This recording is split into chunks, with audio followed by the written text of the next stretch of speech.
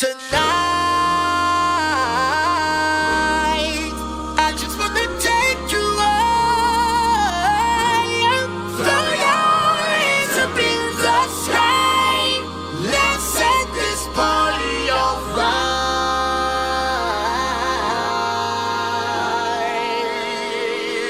Players, put your pinky rings up to the moon. Vitamin B6 refers to a group of chemically similar compounds which can be interconverted in biological systems. Vitamin B6 is a part of vitamin B group of essential nutrients. Vitamin B6 is a water-soluble vitamin that is naturally present in many foods, added to others and available as a dietary supplement. Moon, girls, what y'all trying to do? Vitamin B6 is widely distributed in foods in both its free and bound forms. Cooking, storage, and processing losses of vitamin B6 vary. In some foods may be more than 50%, depending on the form of vitamin present in the food. Plant food lose the least during processing, as they contain mostly pyridoxine, which is far more stable than pyridoxal found in animal foods. For example, milk can lose 30 to 70% of its vitamin B6 contained when dried. Vitamin B6 is found in the germ and aileron layer of grains, and milling results in the reduction of this vitamin in white flour. The heating that occurs before most freezing and canning processes are other methods that may result in the loss of vitamin B6 in foods.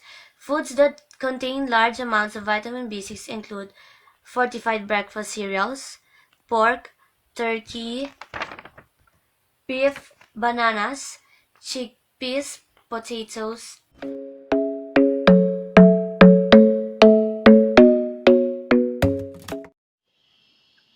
Minerals. The body needs many minerals. These are called essential minerals. Essential minerals are sometimes divided up into major minerals, the macrominerals and microminerals. These two groups of minerals are equally important, but trace minerals are needed in smaller amounts than major minerals. The amounts needed in the body are not an indication of their importance. A balanced diet usually provides all of the essential minerals. There are five main categories of mineral deficiency: the calcium, iron, magnesium, potassium, and zinc. Calcium deficiency is needed for strong bones and teeth. It also supports a proper function of your blood vessels, muscles, nerves, and hormones. Natural sources of calcium includes milk, yogurt, cheese, and small fish and bones. Beans, vegetables such as broccoli, Chinese cabbage also provide calcium. Some foods are also fortified with the mineral, including tofu, cereals, and juices. A calcium deficiency produce few obvious symptoms in short term. Severe deficiency is usually caused by medical problems or treatments such as medications, surgery to remove the stomach, or kidney failure. Symptoms of severe deficiency include cramping of muscles, numbness, tingling in the fingers, fatigue, poor appetite, irregular heart rhythms, and the iron deficiency are developed slowly and can cause anemia. It considered uncommon in the United States and in people with unhealthy diets, but the World Health Organization estimated in year 2008 report that iron deficiency causes approximately half of all anemia causes worldwide. The symptoms of iron deficiency anemia include feeling weak and tired. You may be performing poorly at work or school. Children may exhibit signs through slow social and development. Magnesium deficiency. The body needs magnesium for hundreds of chemical reactions. This includes responses that control blood glucose levels and blood pressure, proper function of muscles and nerves, brain function, energy metabolism, and protein production are also controlled by magnesium. Roughly 60% of body's magnesium resides in the bones, while nearly 40% resides in the muscle and soft tissue cells. Good source of magnesium includes legumes, nuts, seeds, whole grains, and green leafy vegetables such as spinach. All you have to do is wait a second, your hands on mine. The clock. What are carbohydrates? Carbohydrates are found in a wide array of both healthy and unhealthy foods. Bread, beans, milk, popcorn, potatoes, cookies, spaghetti, soft drinks, corn, and cherry pie. They also come in a variety of forms. The most common and abundant forms are sugars, fibers, and starches. Foods high in the carbohydrates are an important part of a healthy diet. Carbohydrates provide the body with glucose, which is converted to energy used to support bodily functions and physical activity. Symptoms and manifestations of carbohydrate deficiency. Acidosis. In carbohydrate starvation, there is a shift from glycolysis to lipolysis and ketogenesis for energy needs. The resultant production of keto acids increases acidity in the blood and other body tissues. These changes in the pH of arterial blood outside 7.35 pH to 7.45 pH result in irreversible cell damage. Ketosis. During prolonged carbohydrate fasting, acetyl-CoA in the liver is used to produce ketone bodies formed by the breakdown of fatty acids. Hypoglycemia. The non-availability of glucose due to severe lack of carbohydrate causes drop in the blood sugar levels. Hypoglycemia occurs when blood glucose levels drop under 7 mg with typical symptoms like giddiness, fatigue, distress, and decreased energy levels. The immediate non-availability of glucose in the blood for energy production result in dip in the energy levels and fatigue. Muscle wasting. As the fat reserves and amino acids are getting used for energy production, there will be general loss of muscle mass and impairment of growth.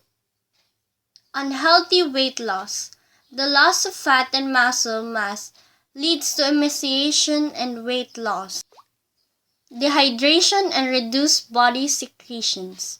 As there is loss of fluids from the body due to ketosis, a state of chronic dehydration is reached. This results in reduction in mucus secretion, dry eyes, and compromised mucus production in tear glands, salivary glands, cyanosis, airways, and gastrointestinal tract. Loss of sodium. Excess of ketone in the blood leads to fluid loss and excretion of sodium ions from the body. This may lead to muscle cramps, exhaustion, weakened immune system. With increased fluid loss and degradation, vitamin C loss from the body is increased. Adding to this, the chronically dehydrated condition leads to weakened immune system and due to infections. Constipation. Dietary fiber is an essential component of carbohydrate food, which is known to prevent rectal-colon cancer and help digestion. The absence of dietary fiber can cause constipation. What are proteins? Proteins are large complex molecules that play many critical roles in the body. They do most of the work in cells and are required for structure, functions, and regulations of the body's tissues and organs. Proteins are made up of hundreds or thousands smaller units called amino acids, which are attached to one another in long chains. There are 20 different types of amino acid that can be combined to make a protein.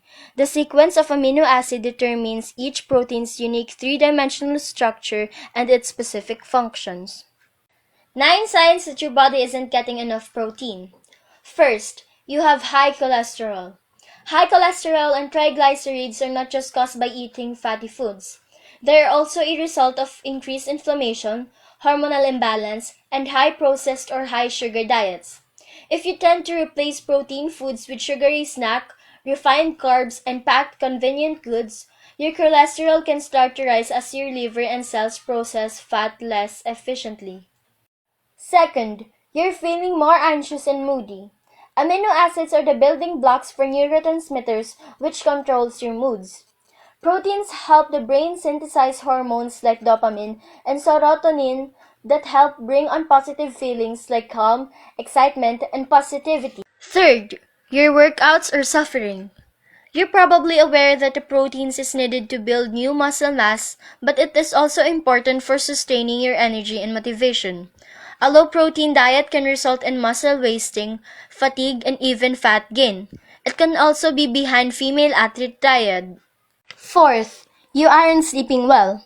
Poor sleep and insomnia can sometimes be linked to unstable blood sugar levels, a rise in cortisol, and a decrease in serotonin production.